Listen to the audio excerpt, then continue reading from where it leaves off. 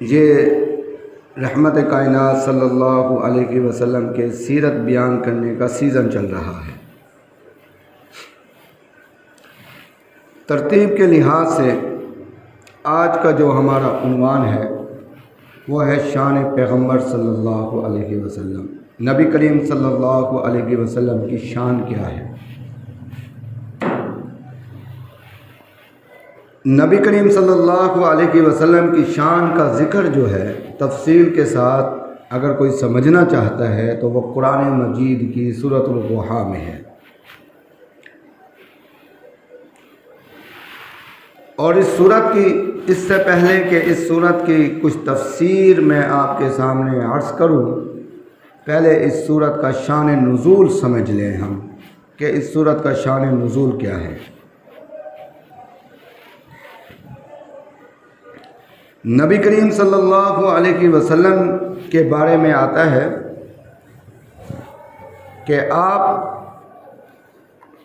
پر وحی کا سلسلہ جاری رہتا تھا، کچھ دن کے لیے وحی کا سلسلہ رک گیا،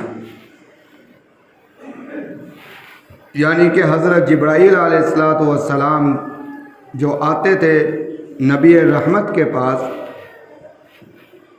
وہ کچھ دن کے لیے رک گئے۔ نبی کریم صلی اللہ علیہ وسلم کا معمول یہ تھا، نبی ہونے کی حیثیت سے جو بھی قرآن کی آیت اترتی اور جو بھی وحی آتی تو وہ وحی لوگوں تک اس پیغام کو، اللہ کی طرف سے جو پیغام آتا اس کو لوگوں تک پہنچا دیتے، چاہے وہ مسلمان ہیں چاہے وہ کافر ہیں، ان تک اللہ کا پیغام پہنچا دیتے۔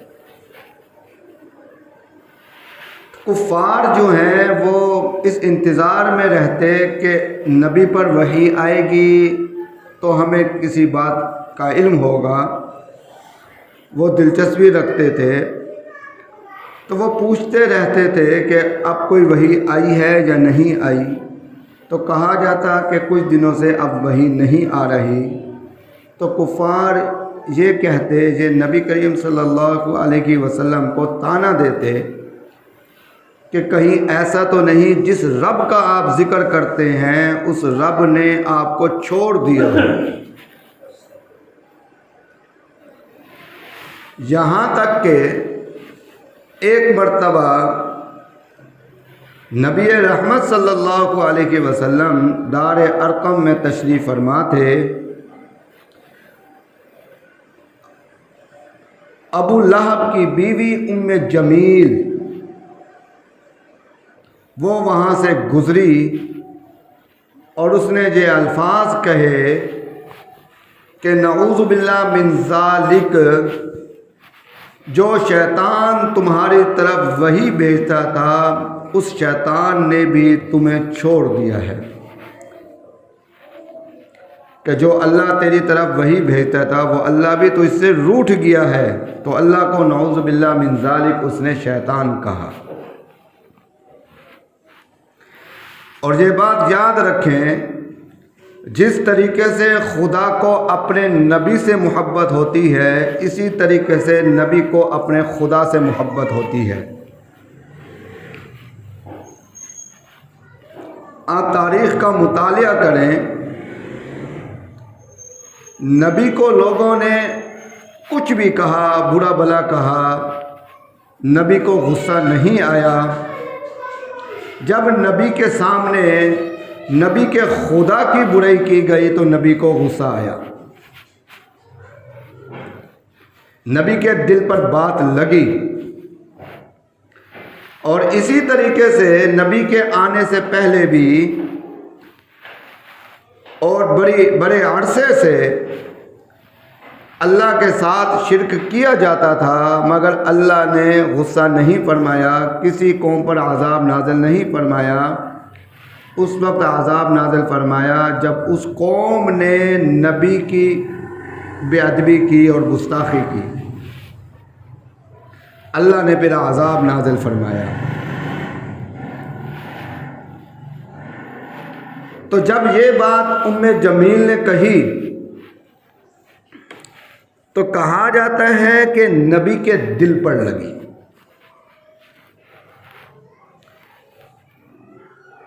نبی کا دل بھر آیا، نبی دل ہی دل میں کہنے لگے، اللہ سے بات کرنے لگے، یا اللہ ان لوگوں نے مجھے جادوگر کہا، میں نے برداشت کیا، ان کفار نے مجھے ساحر کہا، میں نے برداشت کیا، ان مشرکین نے مجھے کاہن کہا، میں نے برداشت کیا،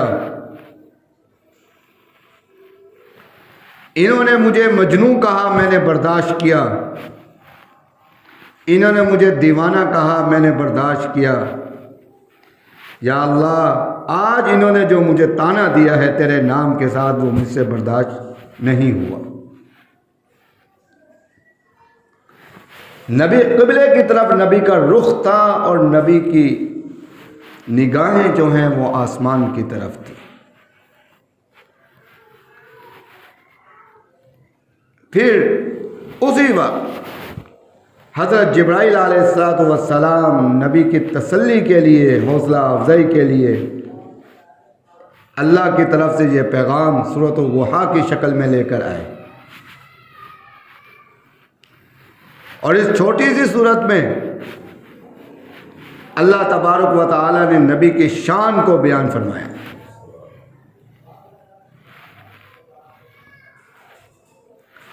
اور یہ صورت جہاں سے شروع ہوتی ہے وہ لفظ ہے والضحیٰ۔ اللہ نے اس سورت کے شروع میں 2 مرتبہ قسم کھائی،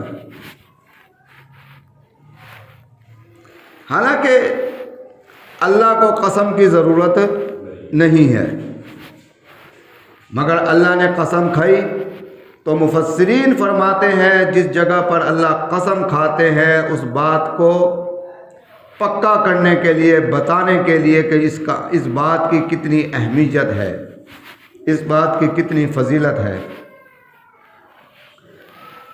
اللہ تبارک و تعالی نے اس صورت میں سب سے پہلے تو نبی کے چہرے کا ذکر فرمایا، پھر نبی کے زلفوں کا ذکر فرمایا، فرمایا کہ قسم ہے آپ کے چمکتے ہوئے مکھڑے کی، آپ کے چہرے کی، قسم ہے آپ کے زلفوں کی، آپ کے حسین زلفوں کی۔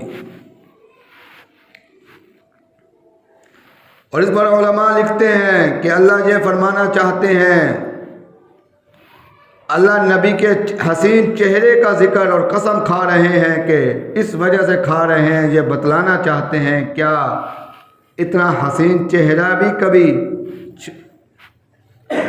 بھلانے کا ہے یا چھوڑنے کا ہے؟ کیا ایسا ہو سکتا ہے کہ اتنے حسین چہرے کو چھوڑ دیا جائے؟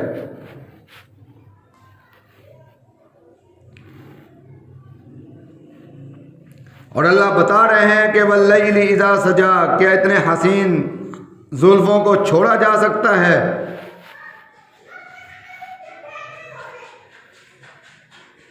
اور اس کے بعد اللہ تبارک و تعالی نے ام جمیل نے جو بات کہی تھی اور کفار اور مشرکین نے جو طعنہ دیا تھا کہ آپ کے رب نے آپ کو چھوڑ دیا ہے، اس کا جواب دیا،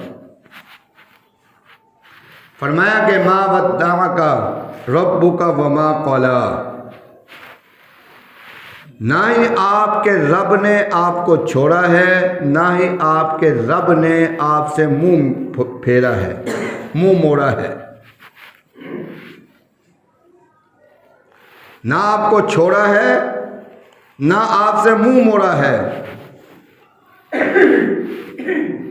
انہوں نے مشرکین مکہ نے، کفار نے ایک بات کہی تھی، مگر اللہ نے 2 کا ذکر یہاں پہ جواب دے دیا۔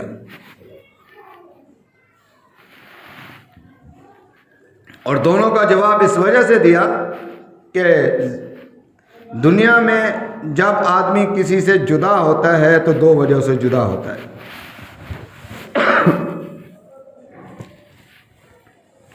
ایک وجہ مجبوری کی ہوتی ہے ماں جو ہے اپنی اولاد سے جدا ہوتی ہے تو کسی مجبوری کی وجہ سے جدا ہوتی ہے، اولاد اپنی ماں سے جدا ہوتی ہے تو کسی مجبوری کی وجہ سے جدا ہوتی ہے۔ ایک وجہ تو مجبوری ہوتی ہے، اس کو کہتے ہیں چھوڑنا، اور ایک وجہ ناراضگی ہوتی ہے۔ میاں بیوی جب ناراض ہو کر میکے چلی جاتی ہے اور ناراض ہو کر چلی جاتی ہے تو یہ ہوتی ہے آپس میں اختلاف کی وجہ ہوتی ہے، ناراضگی ہوتی ہے۔ ناراضگی کی وجہ سے بھی کوئی چھوڑ کر چلا جاتا ہے تو دو صورتیں ہوتی ہیں چھوڑنے کی، تو اللہ نے دونوں کا جواب دے دیا کہ نہ ہم نے آپ کو چھوڑا ہے، نہ ہم نے آپ سے منہ موڑا ہے۔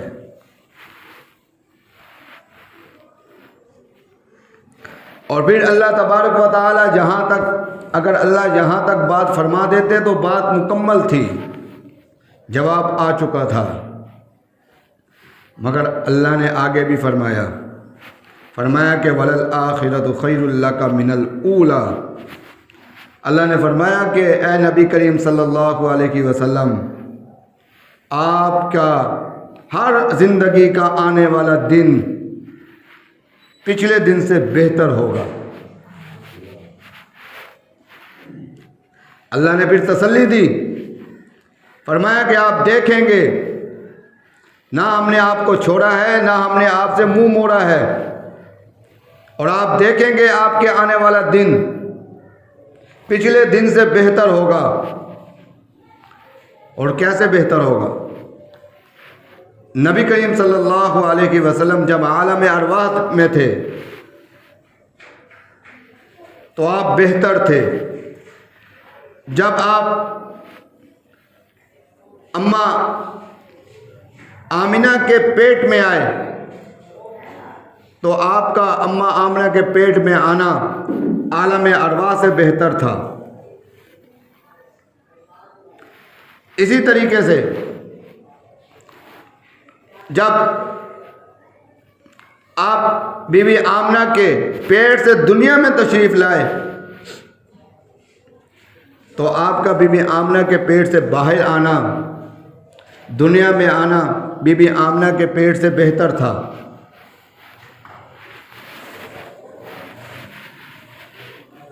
اسی طریقے سے آپ کا بچپنا وہ بہتر تھا، آپ کی پیدائش سے بہتر تھا۔ آپ کا لڑکا پن آپ کی بچپن سے بہتر تھا۔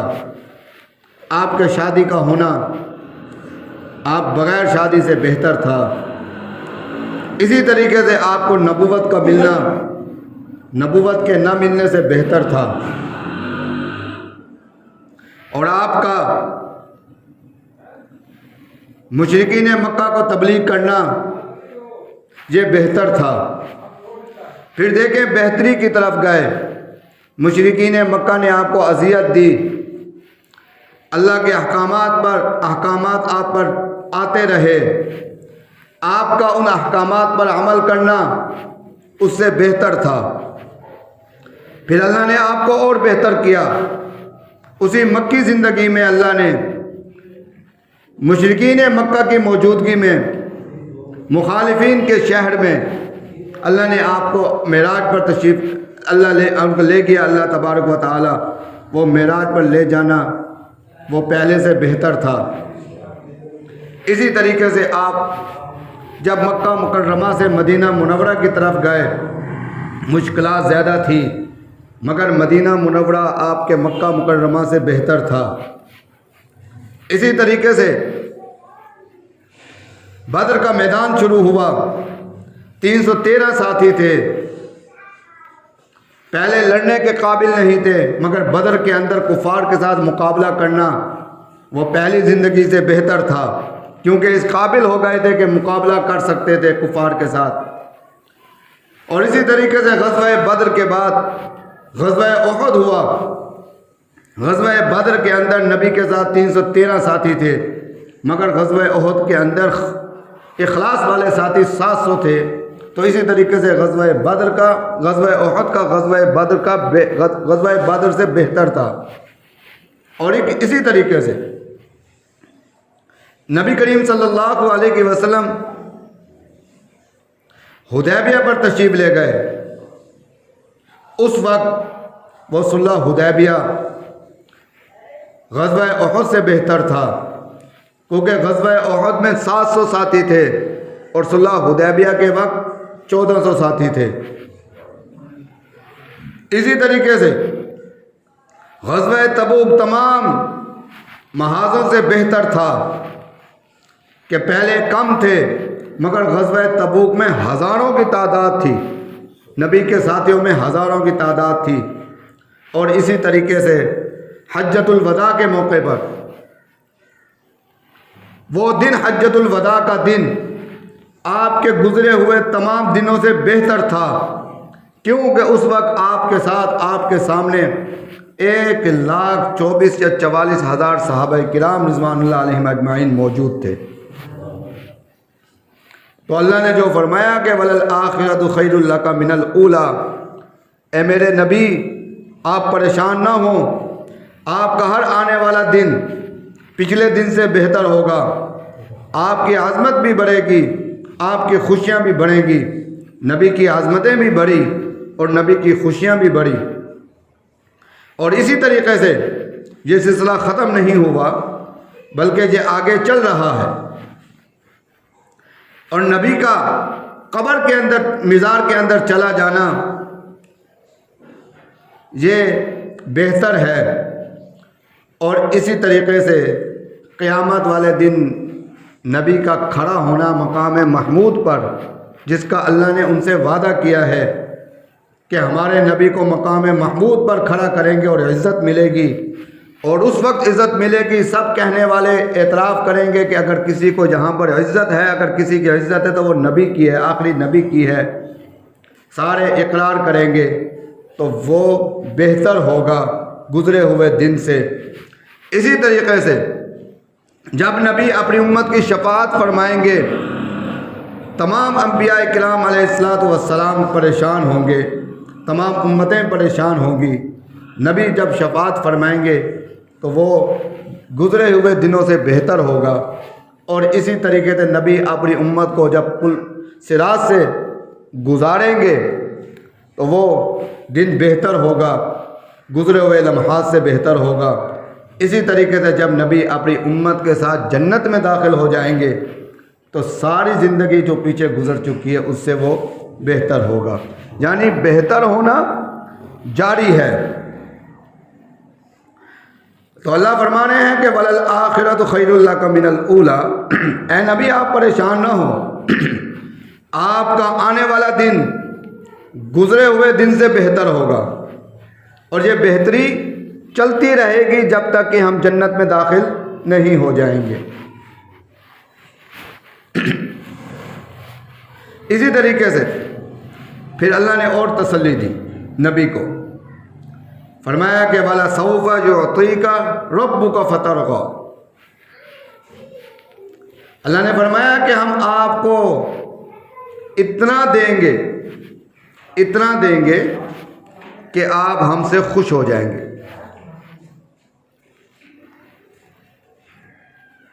اب ہم جب ماضی میں نظر ڈالتے ہیں، حضرت آدم علیہ السلام 300 سال تک یہ دعا پڑھتے رہے کہ ربنا ظلمنا انفسنا وَإِن لَّمْ تَغْفِرْ لَنَا. جب ان کو جنت سے دنیا میں بھیج دیا گیا تو وہ اللہ سے یہ دعا مانگتے رہے 300 سال تک، روتے رہے، گر گراتے رہے. اگر دیکھا جائے، ان سے پوچھا جائے کہ آپ کیوں روتے رہے، اس کا جواب یہی ہے کہ میں اپنے رب کو راضی کرنے کے لیے رو رہا ہوں. حضرت نوح علیہ السلام 900 سال تک تبلیغ کرتے رہے اور اللہ سے مانگتے رہے، روتے رہے. اگر ان سے پوچھا جائے آپ کیوں رو رہے ہیں، اللہ سے مانگ رہے ہیں، اس کا یہی جواب ملے گا کہ میں اپنے رب کو خوش کرنے کے لیے رو رہا ہوں.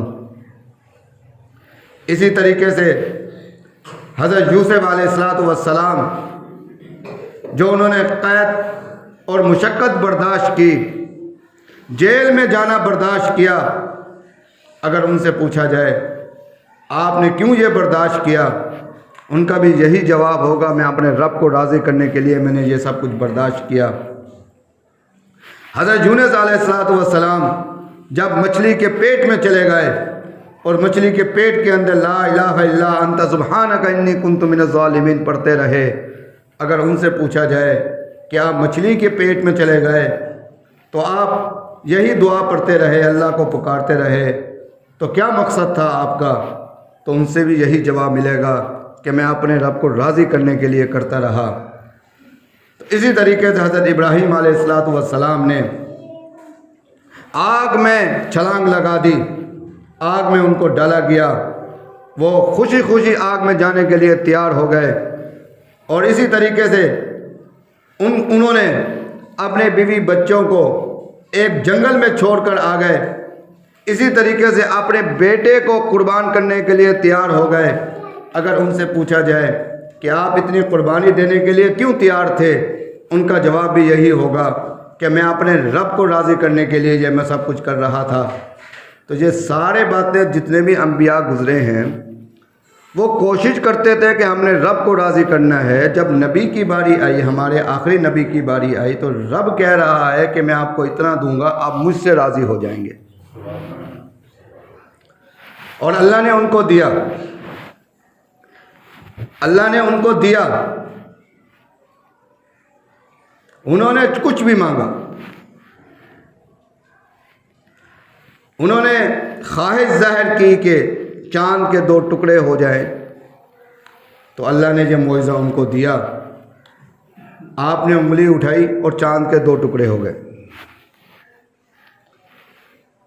ابو جہل کے ہاتھوں میں کنکریاں تھیں،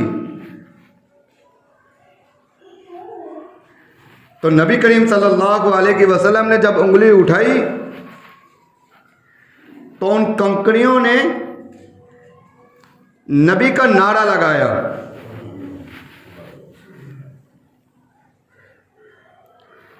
تو اسی طریقے سے جب نبی نے اللہ سے مانگا تو اللہ نے ان کو دیا۔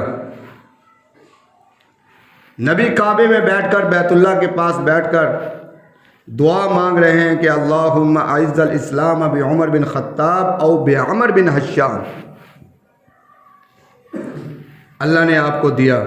عمر بن خطاب نبی کی دعا کی وجہ سے ملے، فاروق اعظم رضی اللہ عنہ نبی کی دعا کی وجہ سے ملے۔ اگر نبی یہاں پر او کا لفظ استعمال نہ کرتے، اگر نبی یہ کہہ دیتے اللہم اعز الاسلام بعمر بن خطاب و عمر بن حشام، تو ابو جہل بھی نبی کے قدموں میں آ جاتا۔ او کا لفظ استعمال کیا نبی نے، اور او کے معنی یہ ہوتے ہیں کہ یا اللہ یا یہ دے دے یا یہ دے دے۔ نبی نے پہلا نام عمر بن خطاب کا لیا، اللہ نے جو پہلا نام نبی نے لیا اللہ نے وہ دے دیا، اور اللہ نے ان کو خوش کیا، جو مانگا اللہ نے دیا۔ اللہ نبی کریم صلی اللہ علیہ وسلم چاہتے تھے کہ مجھے مدینہ منورہ میں ہمیں جو ہے وہ حضرت ابراہیم علیہ السلام کا جو قبلہ ہے بیت اللہ وہ ہمیں مل جائے۔ اللہ نے قرآن میں فرمایا اے نبی ہم آپ کو دیکھ رہے ہیں، آپ بار بار چہرہ آسمان کی طرف دیکھتے ہیں اور یہ خواہش کرتے ہیں کہ ابھی پیغام آئے گا اور مجھے جو ہے بیت اللہ قبلہ مل جائے ہمیں، تو اللہ نے ان کو دیا، نماز کی حالت میں دیا اور حکم دیا کہ رخ اب پھیر دو، تو بیت اللہ قبلہ ان کو ملا۔ تو اللہ فرماتے ہیں کہ وَلَسَوْفَ يُعْطِيكَ رَبُّكَ فَتَرْضَىٰ، اے نبی ہم آپ کو اتنا دیں گے کہ آپ ہم سے راضی ہو جائیں گے۔ اور نبی نے مانگا، امت کے لیے بھی مانگا، نبی نے امت کے لیے بھی دعائیں کیں۔ آج نبی کی دعاؤں کا صدقہ ہے کہ ہم پر عذاب نازل نہیں ہو رہا، مگرنہ جو ہمارے حالات ہیں، جو ہمارے گناہ ہیں، جو ہماری عادتیں ہیں، وہ ساری عادتیں ہم میں موجود ہیں جو پچھلی امتوں پر عذاب نازل، جس کی وجہ سے عذاب نازل ہوا تھا۔ تو اللہ فرماتے ہیں کہ وَلَسَوْفَ يُعْطِيكَ رَبُّكَ فَتَرْضَىٰ، اے نبی ہم آپ کو اتنا دیں گے آپ راضی ہو جائیں گے۔ پھر اللہ نے اس کے اندر یہ فرمایا، جس طریقے سے ایک محب اور ایک محبوب جب ایک دوسرے سے شکوہ کرتے ہیں، جو محب ہوتا ہے وہ پھر کہتا ہے کہ یاد دلاتا ہے ماضی کی بات کہ ماضی میں نے تمہارے ساتھ ایسے نہیں کیا، تو اللہ نے پھر وہ باتیں یاد دلائی نبی کو۔ فرمایا کہ الم یجد کا یتیمن فآوا، اے نبی ہم نے آپ کو یتیم پایا پھر بس ہم نے آپ کو ٹھکانہ دیا۔ کیسے ٹھکانہ دیا؟ جب نبی پیدا ہوئے ان کے والد کا سایہ ان پر موجود نہیں تھا۔ جس بچے کا والد فوت ہو جائے تو وہ یتیم سمجھا جاتا ہے، وہ یتیم ہو جاتا ہے۔ حضرت آمنہ فرماتی ہیں جب پیدا ہوئے نبی، جب پیدا ہوئے تو مجھے خوشی بھی ہوتی تھی اور مجھے رونا بھی آتا تھا۔ خوشی اس وجہ سے ہوتی تھی کہ مجھے ایک بابرکت بچہ ملا ہے، مگر رونا اس وجہ سے آتا تھا یہ یتیم ہے۔ مگر اللہ نے ان کی پرورش فرمائی اور وہ حلیمہ سعدیہ کے گھر میں ان کی پرورش ہوئی۔ پھر اللہ نے ان کو سہارا دیا، یہاں تک کہ 6 سال کی عمر ہوئی تو ان کی والدہ بھی وفات پا گئی، اور اس کے بعد اگر 8 سال کی عمر ہوئی ان کے دادا عبد المطلب بھی وفات پا گئے۔ مگر پھر دیکھے کہ نبی کی زندگی جیسے اللہ نے فرمایا کہ وَلَلْآخِرَةُ خَيْرٌ لَكَ مِنَ الْأُولَىٰ، اللہ نے فرمایا کہ اے نبی آپ کا جو آنے والا دن ہے وہ گزرے ہوئے دن سے بہتر ہوگا، کہ پیدائش سے لے کر جو زندگی نبی کی چلی ہے، اگر سے نبی یتیم بھی ہو گئے، نبی کے سر سے ماں کا سایہ بھی اٹھ گیا، نبی کے سر سے دادا کا سایہ بھی اٹھ گیا، مگر نبی کی حالت بہتر ہو رہی ہے، نبی کے برکات پھیل رہے ہیں، نبی کے برکات کی وجہ سے امت کو فائدہ ہو رہا ہے۔ پھر اللہ تبارک و تعالی نے فرمایا وَوَجَدَكَ ضَالًّا فَهَدَىٰ، اے نبی جب ہم نے آپ کو نہیں پایا، یعنی جب آپ پیدا ہوئے تھے آپ دین اسلام سے لا علم تھے، بس ہم نے آپ کی رہنمائی فرمائی۔ اور دوسرے معنی یہ ہے کہ نبی جس ماحول میں آپ آئے اس ماحول میں سب طرف ہر طرف جو ہے گمراہی تھی، اس گمراہی کے اندر آپ کا چلنا مشکل تھا۔ پھر ہم نے آپ کی رہنمائی کی، آپ کو تنہا نہیں چھوڑا، آپ کی ہم نے مدد کی، اور آپ نے پھر آپ ہی کی وجہ سے نور پھیلا، روشنی پیدا ہوئی، اندھیرے ختم ہو گئے، روشنی شروع ہو گئی۔ تو کیا ہم نے آپ کو ایسا نہیں کیا؟ پھر اللہ نے فرمایا کہ وَوَجَدَكَ عَائِلًا فَأَغْنَىٰ، اے نبی کیا ہم نے آپ کو نہیں پایا کہ آپ بے سر و سامانی کی حالت میں تھے، بس ہم نے آپ کو غنی کر دیا، ہم نے آپ کو پوری کائنات کی محتاجی سے نکال دیا۔ اور نبی کریم صلی اللہ علیہ وسلم کی غربت تھی، جب بی بی حلیمہ سعدیہ کے گھر میں تھے تو وہ بھی غریب تھے، اور نبی جب اس گھر میں گئے تو اس گھر میں خوشحالی آ گئی۔ فَأَغْنَىٰ، پس اللہ نے ان کو غنی کر دیا۔ اور اسی طریقے سے نبی کی غنی یہ ہوئی، اللہ نے نبی کو ایسی بیوی عطا فرمائی، حضرت خدیجہ الکبریٰ رضی اللہ عنہا، جو مالدار تھی، اور ان کے بارے میں آتا ہے کہ انہوں نے سارے اپنے مال کا ڈھیر لگایا، اور سارے جو بڑے بڑے سردار تھے ان کو بلایا، اور انہی کے سامنے وہ سارا مال نبی کے حوالے کر دیا، نبی کو دے دیا۔ پھر اللہ نے ان کو غنی اس طریقے سے کیا، ان کو دوست حضرت ابوبکر صدیق رضی اللہ عنہ والا دوست دیا، ساتھی دیا، جو صدیق اکبر رضی اللہ عنہ بہت بڑے تاجر تھے، اور وہ ایسے تاجر تھے ان کی تمنا یہ تھی کہ میرا مال نبی اپنا مال سمجھ کر خرچ کریں. وہ رویا کرتے تھے اور ان کی یہی تمنا تھی کہ نبی جو ہے میرے مال کو اپنا مال سمجھ کر خرچ کریں. اور انہوں نے نبی پر خرچ بھی کیا، یہاں تک کہ اتنا خرچ کیا جب نبی دنیا سے پردہ فرما گئے تو نبی پر کچھ قرض تھا، اور وہ قرض بھی صدیق اکبر رضی اللہ عنہ نے اتارا، اور اللہ نے ان کو غنی کیا. اللہ نے ایسے ساتھی عطا فرمائے، ایسے جانثار عطا فرمائے جو نبی کی عزت اور ناموس کے لیے اپنے گردنیں کٹوانے کے لیے تیار تھے. اور پھر اللہ نے آخر میں 3 نصیحتیں فرمائی. فرمایا کہ اے نبی، آپ کے ذریعے سے میں نصیحت فرماتا ہوں، آپ اپنی امت کو بھی نصیحت فرما دیں کہ کسی یتیم کو نہ ٹھکراؤ.